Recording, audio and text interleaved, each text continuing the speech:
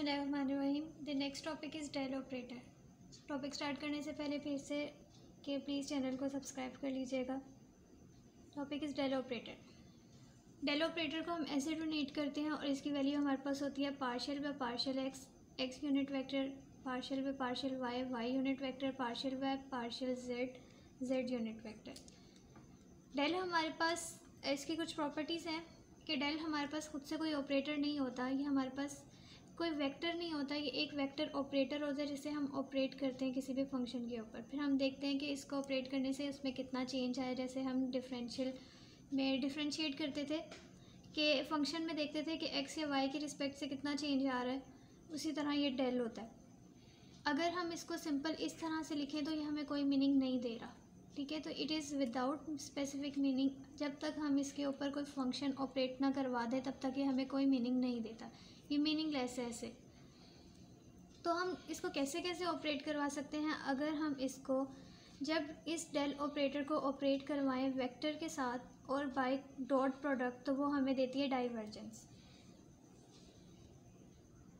इस बात का मतलब है जब हम इस वेक्टर को, इस डेल ऑपरेटर को, जो कि हमने कहा कि एक वेक्टर ऑपरेटर है, इसको अगर हम क्रॉस प्रोडक्ट के साथ एक वेक्टर के साथ ऑपरेट करवाएंगे तो ये चीज़ क्या होगी? तो ये चीज़ हमारे पास क्या होगी? डाइवर्जेंस। जब हम डेल को ऑपरेट करवाएं वेक्टर क्वांटिटी पे बाय डॉट प्रोडक्ट, सॉरी यहाँ पे डॉट प्रोडक्ट आएगा, तो वो चीज़ हमारे पास हो।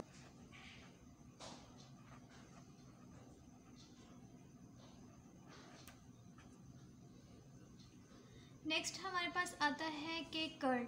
जब हम इस डेल को ऑपरेट करवाएं वेक्टर पे ही लेकिन बाय क्रॉस प्रोडक्ट के साथ, तो वो चीज़ हमें देती है कर्ल। अगर हम इस वेक्टर ऑपरेटर को क्रॉस प्रोडक्ट के साथ एक वेक्टर पे ऑपरेट करवाएं तो क्रॉस प्रोडक्ट तो हमें स्केलर नहीं देगा, तो ये हमें एक वेक्टर ही क्वांटिटी देगा। नेक्स्ट हमारे पास है ग्रेडियंट। अब ग्रेडियंट जब हमारे पास डेल ऑपरेट करेगा किसी स्केलर के ऊपर तो उस चीज़ को हम बोलते हैं ग्रेडियंट। अब स्केलर पे तो क्रॉस नहीं लग सकता ना, क्रॉस प्रोडक्ट उसका नहीं हो सकता। तो अगर अब फॉर एग्ज़ाम्पल डेल को मैंने ऑपरेट करवाया एक टेम्परेचर जो कि स्केलर क्वांटिटी होती है, तो वो हमें क्या देगा? एक वेक्टर क्वांटिटी देगा। अगर मैं डेल टी लिखूँगी तो इसका मतलब क्या है? ग्रेडियंट ऑफ टी, ये मुझे क्या देगा? एक वेक्टर क्वांटिटी।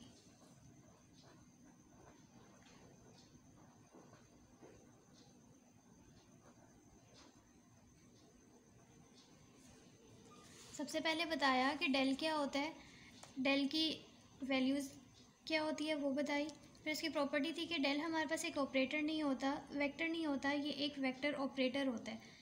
अगर हमने इसी तरह से लिखा हुआ तो हमें कोई इन्फॉर्मेशन नहीं दे रहा। It is without specific meaning जब तक हम इस पर कोई फंक्शन को एक्ट नहीं करवाते। फिर हमने देखा कि अगर हम डेल को ऑपरेट करवा दें तो हमारे पास तीन तरह की आती हैं, एक डाइवर्जेंस, कर्ल और ग्रेडियंट। ग्रेडियंट कब होगा? जब डेल को हम ऑपरेट करवाएंगे किसी स्केलर के ऊपर तो वो हमें एक वेक्टर क्वांटिटी देगा। जब हम डाइवर्जेंस कब होगी? जब डेल को ऑपरेट करवाएं वेक्टर के ऊपर बाय डॉट प्रोडक्ट, तो वो स्केलर क्वांटिटी देगा। और जब हम डेल को ऑपरेट करवाएं वेक्टर के ऊपर बाय क्रॉस प्रोडक्ट, तो वो भी हमें एक वेक्टर क्वांटिटी देगा। Thanks for watching. Thank you so much. अल्लाह हाफिज़।